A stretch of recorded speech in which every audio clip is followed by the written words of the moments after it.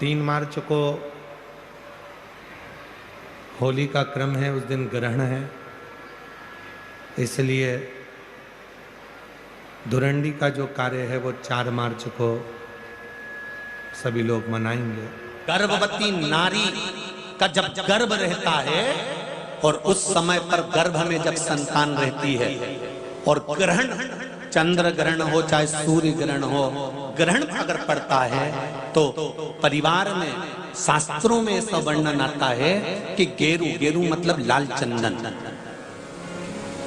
कौन सा चंदन? जम के बोलो जरा। लाल चंदन। ये गेरू तो बाद में आप लोगों ने उधर पे लगाना चालू करा, पर नियम ये है कि गर्भ में अगर बच्चा रहता है तो ग्रहण पड़ता है, चंद्र ग्रहण पड़े, सूर्य ग्रहण पड़े, तो जो नारी का गर्भ रहता है, भले वो 3 महीने का हो, 2 महीने का हो, 1 महीने का हो, 8 महीने का हो, 9 महीने का हो, 10 महीने का, नारी का अगर गर्भ है तो बुजुर्ग लोग भी कहते हैं, उनको ये भले नहीं मालूम होगा कि क्यों गेरू लगाते। गेरू नहीं, लाल चंदन की 3 रेखा नारी को अपने पेट पर खींच लेना चाहिए। क्या होता है तो कहा, बच्चा विपरीत पैदा नहीं होता, बच्चा स्वतंत्र स्वस्थ अच्छा पैदा होता है, सुखी पैदा। आप में से कितनी माताएं जो जानती हैं इस बात को? हाथ उठाओ जरा। जानती है सब कि जब गर्भ में बच्चा रहता है तो माताएं कह देती, सास कह देती, बेटा थोड़ा गेरू लगा लेना, पेट में थोड़ा सा गेरू लगा ले, थोड़ी सी मिट्टी लगा ले, थोड़ा सा कुछ पेट पर लगा ले, क्योंकि ग्रहण पड़ रहा है। क्यों?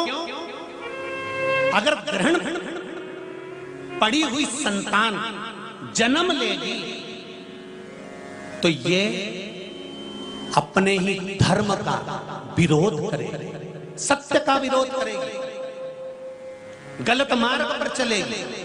और अगर शरीर पर एक त्रिपुंड लगा दिया गया, पेट पर ग्रहण के समय पर गेरू लगा दिया गया, लाल चंदन लगा दिया गया, तो जो बच्चा जन्म लेगा वो माता पिता के विरोध में कभी नहीं खड़ा हो सकता, धर्म के विरोध में कभी नहीं खड़ा हो सकता, सत्य सनातन धर्म के विरोध में कभी खड़ा नहीं हो सकता, हिंदू धर्म के विरोध में कभी खड़ा नहीं हो सकता, हमारे पक्ष में हमेशा बना रहेगा। सनातन धर्म का कुल में पैदा होकर, सनातनी होकर, हिंदू धर्म में पैदा होकर भी अगर कोई हिंदू धर्म का विरोध करता है तो समझ लेना कि यह ग्रहण की औलाद पैदा हुआ है, ये साधारण नहीं है, ग्रहण से पैदा हुआ है। इसलिए सनातनियों का भी विरोध करने के लिए खड़ा हुआ। और आप सबसे निवेदन है, जब ग्रहण पड़े गर्भ पर भले गेरू की 3 लाइन खींच लो, चाहे लाल चंदन की 3 लाइन खींच लो, पर अपने गर्भ पर गेरू लगाना जरूरी होता है, क्योंकि बच्चा अपने माता पिता की भी नहीं सुनता अगर ग्रहण का भाव उस बच्चे पर पड़ जाए। अगर माता पिता को अपनी सेवा करवाना है तो गर्भस्थ बालक को जब ग्रहण पड़े तो शरीर पर थोड़ा सा त्रिपुंड लगा लेना चाहिए। क्यों? क्योंकि बुजुर्ग माँ बाप की जिंदगी खराब नहीं हो। कई बेटे ऐसे होते हैं माता पिता को नहीं गिनते, कई बेटे ऐसे होते हैं माँ बाप को 2 रोटी नहीं देते, वृद्धाश्रम में छोड़ आते हैं। समझ लो कि ये ग्रहण के पैदा हुए, ये नहीं।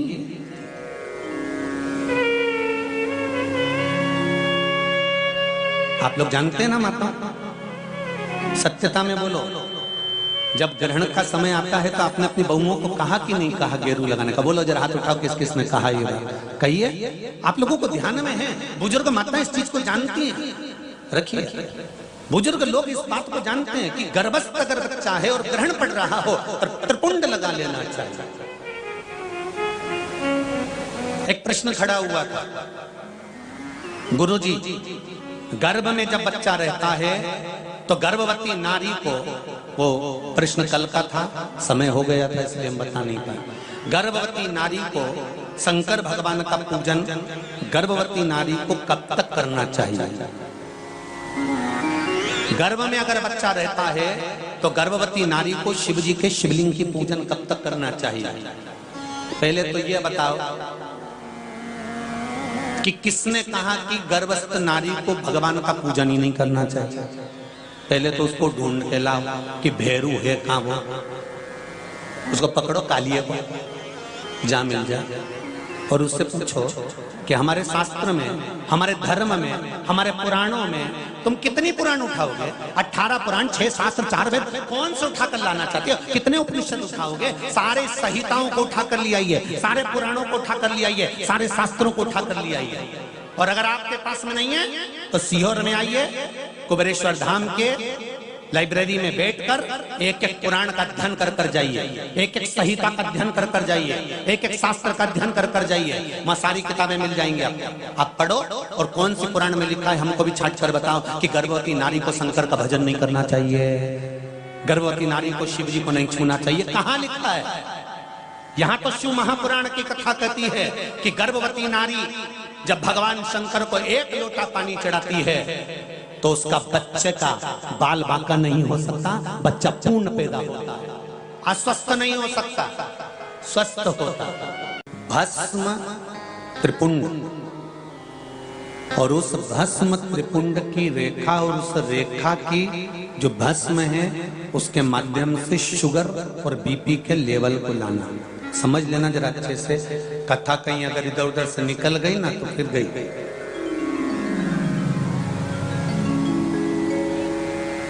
सती मैया को भोलेनाथ जी ने समझाया, बिठाया, कथा श्रवण करने के लिए बैठ गए।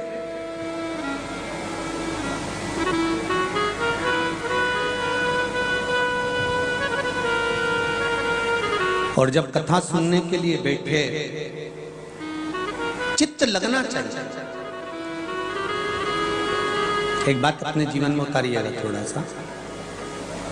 आप कोई भी कार्य करें, भगवान का भजन करते हो, अगर दिया लगाते हो घर में, भगवान को दीप लगाते हो, उस दिए को लगाते समय भी अगर आपका मन, आपका चित्त, आपकी वृत्ति, आपका हृदय पूर्ण तरह से समर्पित होकर अगर दिया लगा रहे हो तो ये पक्का विश्वास मानकर चलना कि जिस कार्य के लगा रहे हो वो कार्य आपका 15 दिन के अंदर हो ही जाएगा। अगर दिल से लगा रहे हो तो।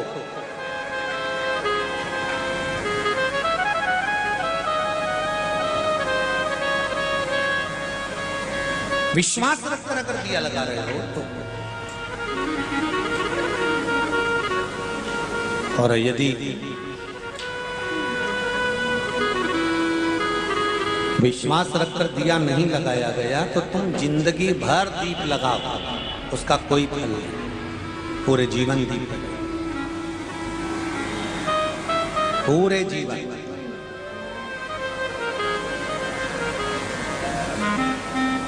भरोसो दृढ़ चरण के, भरोसो दृढ़ चरणन कीरो, श्री वल्लभ चंद्र छटामिन, श्री वल्लभ चंद्र छटामिन, सब जन माहि अंधेरो, भरोसो दृढ़ चरणन करो, भरोसो दृढ़ चरणन करो। एक विश्वास, एक चावल का दाना भी अगर आप समर्पित कर रहे हो तो विश्वास। पंडाल में लाखों लोग बैठे हुए हैं और जितने कथा पंडाल में बैठे हैं उनसे भी लाखों लाखों करोड़ों लोग शिव महापुराण की कथा आस्था चैनल पर, फेसबुक और यूट्यूब पर श्रवण कर रहे हैं। उनसे निवेदन करूंगा, 1 लोटा पानी अगर शंकर भगवान को चढ़ा रहे हो, 1 चावल का दाना भी अगर आप शिव जी को चढ़ा रहे हो, 1 बेलपत्र भी अगर आप शंकर भगवान को समर्पित कर रहे हो, और 1 पुष्प की पंखड़ी भी आप शिव को दे रहे हो, तो ये शंकर कभी खाली नहीं जाने देता, इसका फल कभी ना कभी दे ही देता है। वो शिव है, वो शंकर।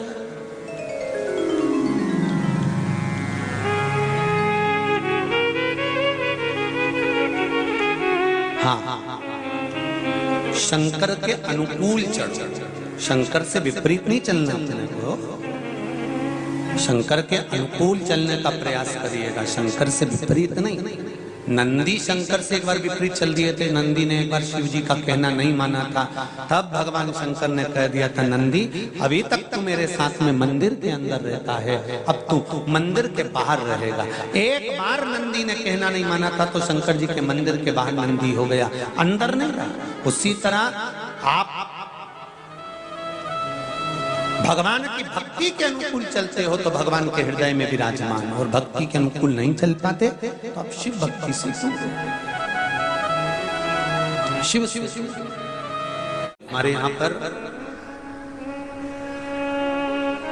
एक प्रसंग बुजुर्ग माताएं बहुत पहले से कहती आई हैं, शायद यहाँ पे भी जितनी बुजुर्ग माताएं बैठी होंगी वो जानती होंगी।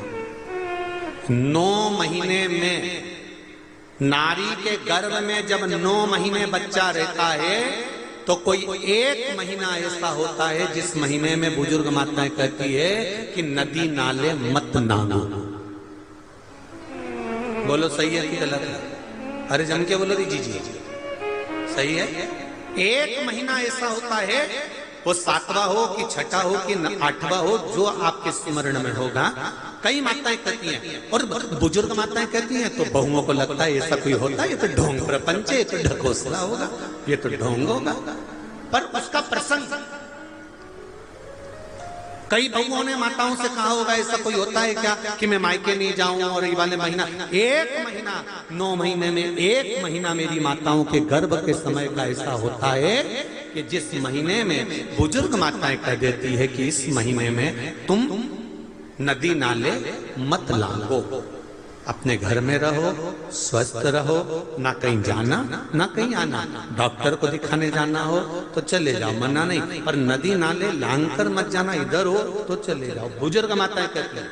अब इन बुजुर्ग माताओं को किसने बताया ये कि नदी नाले मत नांगना? वो प्रसंग ये शिव महापुराण की तर्पण, जो शिव पुराण की कथा आप सुन रहे हो, वो प्रसंग यहाँ मिलता है कि स्वधा तप कर रही है और उसके तप करते समय वो अपने बच्चों को जन्म देने वाली है, और उस समय पर यमराज की धर्मपत्नी धुमोरना समझाने के लिए आती है। 1 महीना लगता है धुमोरना को स्वधा को समझाने के लिए।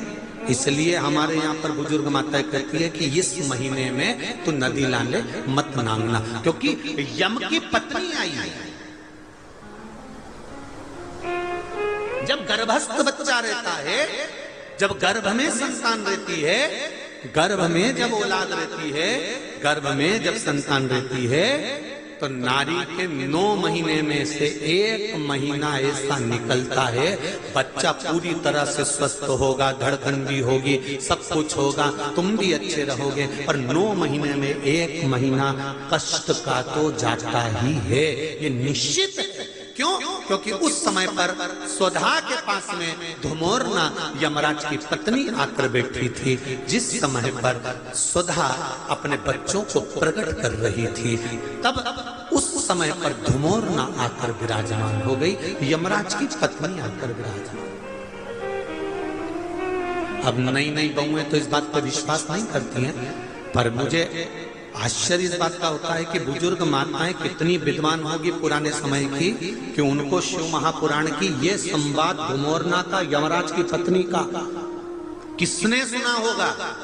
और ये बुजुर्ग माताओं को भी मालूम, इनकी सास ने और उनकी भी सास ने और उनकी भी सास ने, मतलब सनातन हिंदू धर्म कितना पुराना सनातन धर्म है, जरा विचार करिए कि वो आज तक चले आया। अब उसको लोग ढोंग के ले, ढकोसला के ले, चाहे कुछ कह ले। अब ये तो अब यहाँ बैठकर आप लोगों को कुछ शिव पुराण के, कुछ स्कंद पुराण के, कुछ पद्म पुराण के, कुछ अग्नि पुराण के, कुछ नर्मदा पुराण के कुछ उपाय यहाँ से बता दिए जाते हैं। अब उसमें लोग हमें टोटका वाला महाराज कहें, चाहे जो महाराज के, उनकी मर्जी। आग लगे बस्ती में, शिवर वाला रहे मस्ती, अपने को क्या करना उसमें, वो जो बोले बोलता रहे। शिव महापुराण की कथा कहती है, जन्म के बच्चा जब जन्म लेता है, जन्म के 1 महीने पहले अगर 1 लोटा जल शमी पत्र समर्पित कर शिव जी पर चढ़ा दिया जाता है, तो नारी के गर्भ से जो बच्चा होता है वो कभी विकलांग नहीं हो सकता, मंदबुद्धि नहीं हो सकता, विवेकवान। नारी के गर्भ में संतान है, नारी के गर्भ में संतान। और एक बात और स्मरण रहे, नारी अगर गर्भस्थ बच्चा है और नारी को ऐसा लग रहा है कि ये जरूर कुछ परेशानी, कुछ कष्ट जीवन में आने वाला है, हो सकता है मेरे बच्चे को, शंका जो होती है, उस समय पर भी स्वधा का स्मरण मूल हो जाता है। स्वधा का स्मरण हम तो कहेंगे, कई लोगों ने भ्रम पैदा कर रखा है, कई लोगों ने भ्रम पैदा कर रखा है। कई महाराज लोग कह देते हैं कि जब गर्भ से नारी रहे तब शंकर भगवान को ना छुए, शिवलिंग का स्पर्श ना करे, शंकर जी को छुए नहीं। ना जाने कौन से महाराज ने कह दिया, एक आध बार मिल जाए तो पकड़ के सियोर लिया, जिसने कहा जब शिव महापुराण की कथा कर रही है, अकाल मृत्यु को मरे जो काम करे चंडाल का, और काल उसका क्या बिगाड़े जो भक्त हो महाकाल का। जो शंकर का उपासक होता है, शंकर का स्पर्श करता है, शिवलिंग का मात्र स्मरण, केवल स्मरण, केवल स्पर्श करता है, तो कहा उसके कौटि कौटि पाप छिन्न हो जाता है। तो गर्भस्थ नारी, अरे भाई लिंगायत संप्रदाय का वर्णन हिंगोली से करा था, परली से करा था कि लिंगायत संप्रदाय में शिवलिंग को मानते हैं। बच्चा गर्भ से जन्म लेता है, मां जब तक बच्चे को दूध नहीं पिलाती, जब तक उसका गुरु मंत्र नहीं हो जाता, उसको लिंगायत संप्रदाय के संत आकर जब तक गुरु मंत्र नहीं दे देते, तब तक नारी उसको दूध तक नहीं पिलाती। यहां तक वर्णन, विचार करिए जरा। तो फिर कौन ने कह दिया कि शंकर भगवान के शिवलिंग को छूना नहीं चाहिए, गर्भवती नारी को स्पर्श नहीं करना चाहिए? और कौन सी पुराण में लिखा है, कौन से शास्त्र में लिखा है? यहां शास्त्र कह रहा है, शिव महापुराण, स्कंद पुराण, लिंग पुराण, नर्मदा पुराण, पद्म पुराण वर्णन करती है। आप दिल से, हृदय से, चित्त से शंकर भगवान की आराधना कर सकते हो। हाँ, नारी अगर गर्भस्थ बालक है और उसको चिंता है, बहुत टेंशन है, और उसके साथ शिव की आराधना कर रही है, तो बाबा के ऊपर एक बेलपत्र भी अगर वो चढ़ा रही है चावल के दाने के साथ, तो यह निश्चित है कि स्वधा उसके गर्भ की रक्षा करती है और बच्चा समाप्त नहीं हो सकता, ये निश्चित है। सुधा तप करी, साधना करी, और तप साधना कर कर सुधा के सम्मुख में 3 बेटियां प्रकट हो गई हैं। वो 3 बेटी है महाराज, 3 बेटियां प्रकट महाराज, मैना, धन्या और कला, ये 3 बेटियों का प्रागट्य सम्मुख में हो गया। आप देखेंगे कल की कथा में कि मैना, धन्या, कला, इन तीनों के नाम से जिसको स्वप्न में सांप दिखते हो, मरे हुए व्यक्ति नजर आते हो, या घर में बार बार घात आ रही होती है, तो पितरों की 3 लड़कियां मैना, धन्या और कला, इन तीनों के नाम से पीपल के पत्ते की बंदरवाल कैसे बांधी जाती है, जिससे घर में सांप भी नहीं निकलते, स्वप्न में सांप नहीं दिखते, और घर में कोई गलत कार्य नहीं होता। जैसे बच्चे गलत संगत की ओर नहीं जाते, मदिरापान, जुआ, वेश्यावृत्ति,